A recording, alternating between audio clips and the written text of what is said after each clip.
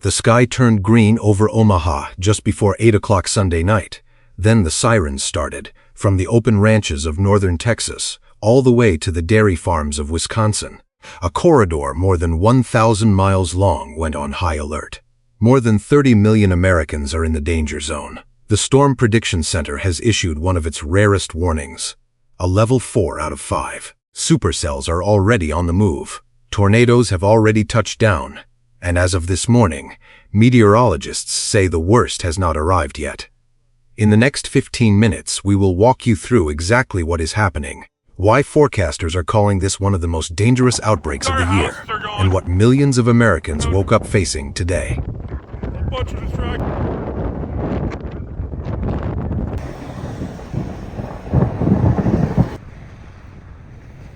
It did not start suddenly. It built for days. As early as May 14th, the Storm Prediction Center in Norman, Oklahoma began flagging a dangerous weather pattern developing across the central United States. Meteorologists identified a setup that storm scientists dread. Warm, humid air surging north from the Gulf of Mexico, a powerful cold front bearing down from the west, and a dry line, a sharp invisible boundary in the atmosphere cutting straight through the plains. All three ingredients were on a collision course. By May 16th, supercell thunderstorms were already firing across Kansas and Nebraska. The National Weather Service office in Hastings, Nebraska issued a tornado warning that Saturday night at 9:36 in the evening for Nuckolls and Webster counties. Radar showed a storm capable of producing a tornado moving east at 15 miles per hour near Lawrence, about 23 miles south of Hastings. The official message was direct: take cover now. But Sunday, May 17th, was when the system escalated. The Storm Prediction Center upgraded large portions of Nebraska, South Dakota, Minnesota, and Iowa to a level 3 out of 5, an enhanced risk. That designation does not mean tornadoes are possible. It means they are expected. The bull's eye sat directly over Lincoln and Omaha. Forecasters warned that tornadoes as strong as F2 on the enhanced Fujita scale were likely in those corridors. That is a tornado capable of winds between 111 and 135 miles per hour. By Sunday evening, the warning stopped being hypothetical. A tornado warning was issued for parts of the Omaha metropolitan area, home to nearly 1 million people. A tornado was captured live on a traffic camera crossing Interstate 29 near Salix, Iowa, moving beneath a dark churning sky as drivers scrambled to safety. The Storm Prediction Center confirmed numerous tornado reports across Nebraska and Kansas through the evening hours. Buildings were damaged. Power lines went down across multiple states. Some winds were strong enough to destroy structures outright. Then came Monday, and the storm did not weaken. It shifted east, and it strengthened. On the morning of May 18th, the Storm Prediction Center escalated its alert to a level 4 out of 5, a moderate risk for northeastern Kansas. That placed the most dangerous corridor directly over Omaha, Kansas City, Wichita, and Des Moines. Supercells capable of strong, long-track tornadoes and giant hail moved into that zone. Hailstones up to 4 inches in diameter, roughly the size of a softball, were forecast for the hardest-hit areas. Wind gusts exceeding 80 miles per hour were possible with the strongest storms, and the threat zone stretched from central Texas to the Great Lakes, more than 1,000 miles of American sky, armed and dangerous. The numbers are staggering, but numbers alone do not capture what this week looks like from the ground. As of this recording, more than 30 million Americans sit within the official severe weather threat zone. Some estimates from regional forecasting centers place that figure closer to 45 million when the full risk area is accounted for. That is roughly the combined population of California and New York under the same unstable sky. On the same day in Nebraska, storm spotters on the ground confirmed tornadoes making contact with the surface Sunday evening. The National Weather Service issued a tornado emergency for portions of the Omaha metro area. That language, tornado emergency, is not used lightly. It is the strongest warning in the National Weather Service vocabulary. It means a confirmed, violent tornado is imminent or occurring and poses an immediate threat to human life. Residents were told to move to the lowest floor of a sturdy building immediately, not a highway overpass, not a car, a basement or an interior room with no windows, and to stay there. 7. Across Iowa, the scene was equally alarming. The tornado filmed on that Interstate 29 traffic camera was not an isolated event. Multiple severe thunderstorm and tornado warnings were issued stretching from Nebraska and Kansas into South Dakota. Spotters reported destructive winds, strong enough to damage buildings. Large sections of communities lost power before midnight. Emergency alerts pushed simultaneously to millions of mobile phones across dozens of counties, lighting up screens in the middle of the night. Flash flooding added a second layer of danger that many outside the plains did not anticipate. The Fox Forecast Center warned that thunderstorms in several areas were what meteorologists call training, meaning wave after wave of storms rolling over the exact same location, like trains on a track. Rain rates of 1 to 2 inches per hour were measured, with some isolated pockets receiving 2 to 4 inches overnight. Roads flooded, creeks jumped their banks. Municipal drainage systems were overwhelmed in communities still dealing with storm debris. As of this recording, officials have not released a consolidated figure for confirmed fatalities or injuries from this specific outbreak. Emergency response and damage assessment teams move into affected areas only after conditions allow. What is already established is that the structural damage across Nebraska, Kansas, and Iowa will take days, possibly weeks, to fully survey. Emergency management agencies across 4 states activated full response protocols through Sunday night and into Monday morning. Local television stations across the plains broke away from regular programming. Some stayed on air continuously through the night. But to understand why this week is as dangerous as forecasters are saying, you have to understand the science behind the sky itself.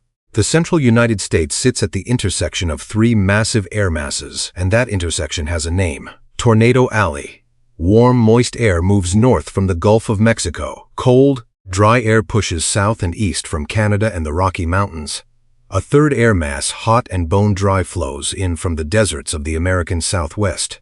When all 3 collide along the dry line, the atmosphere becomes what meteorologists describe as explosively unstable. In plain terms, imagine a pot of water heating so fast it doesn't just boil. It erupts. The thunderstorms that form under these conditions are called supercells. A supercell is not a regular thunderstorm. It is a rotating one. Inside a supercell, wind speed and direction change dramatically at different altitudes. That property is called wind shear. Wind shear causes the storm's updraft to spin. And when that spinning column of air extends from the storm cloud down to the Earth's surface, it becomes a tornado. What made this outbreak particularly dangerous was the atmospheric trigger. Forecasters identified a collapsing weather pattern called an omega block. The term comes from the shape this pressure system forms on a weather map, identical to the Greek letter omega. When high pressure locks in place in this configuration, storm systems on both sides are trapped. Energy builds. When the block finally breaks down, that stored energy releases into the atmosphere like a compressed spring suddenly let go. The result is a rapid, wide-area escalation of storm activity. That is exactly the mechanism that drove this week's outbreak. The atmospheric instability measurements forecasters were tracking, called CAPE, or convective available potential energy, were running between 2,500 and 3,500 joules per kilogram across the threat zone. Any value above 1,500 is considered dangerous for tornado development. These storms were carrying more than double that threshold entering Sunday evening. And here is what puts this particular event in broader context. The 2026 tornado season was already one of the most active on record before this week even began. As of late April, 451 tornadoes had been confirmed across the United States. Illinois alone recorded 109 tornadoes in just the first few months. Earlier this spring, a violent F4 tornado near Enid, Oklahoma packed winds estimated at 180 miles per hour. It flattened approximately 40 homes and caused significant damage to a nearby military installation. The closest historical comparison for a late May outbreak of this scale is the 3-day outbreak of May 19th through 22nd, 2024. During that event, an F4 tornado struck the small town of Greenfield, Iowa, with winds measured at 185 miles per hour by Doppler radar. 4 people were killed in Greenfield alone, 81 total tornadoes were confirmed that outbreak. The total damage across the region exceeded $4.9 billion. There is one more piece to this puzzle that most news coverage has not addressed.